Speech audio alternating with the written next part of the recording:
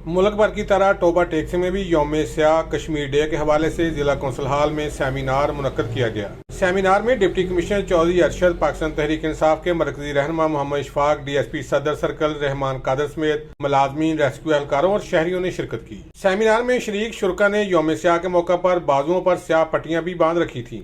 इस मौका पर डिप्टी कमिश्नर ने शुरका से खिताब करते हुए कहा कि यौम स्याह कश्मीर मनाने का मकसद कश्मीरी भाइयों से इज़हार यकजहती है। आज 27 अक्टूबर यौम स्याह कश्मीर के हवाले से कश्मीरी भाइयों से इज़हार यकजहती के लिए हम मना रहे हैं। कश्मीर जो होने वाले जो जुल्म सितम हैं उन पे और उनकी भारतीय फ़ौज की बर्बरियत को हम मज़म्मत करते हैं और हम अल्लाह ताला से दुआ करते हैं कि इसको आज़ाद कश्मीर बनाए या पाकिस्तान का हिस्सा बनाए। ये एहतजाज कर रहे हैं और हम इक़वामी मुत्तहिदा की करारदादों पे अमल दरामद का कहते हैं। हम आलमी बरादरी का ज़मीर जोड़ना चाहते हैं। जो मुसलमानों पे होने वाले जुल्म पे खामोश हैं, हम उनको बताना चाहते हैं कि मुसलमान एक गैर कौम है। हम अपना हक़ लेना जानते हैं।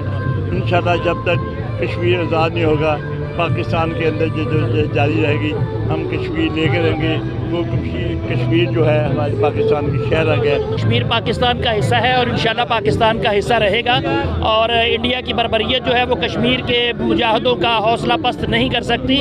आज हुकूमत पाकिस्तान और ज़िला टोबा टेक सिंह के माहिदीन, ज़िला टोबा टेक सिंह की इंतज़ामिया जो है वो कश्मीरियों के साथ इज़हार यकजहती के लिए उनके साथ खड़े और इसी सिलसिले में हम ये बात कर रहे हैं। सेमिनार के बाद जिला कौंसिल से DC कम्प्लेक्स तक रैली भी निकाली गई, जिसमें शरीक अफराद ने प्ले कार्ड और बैनर उठा रखे थे।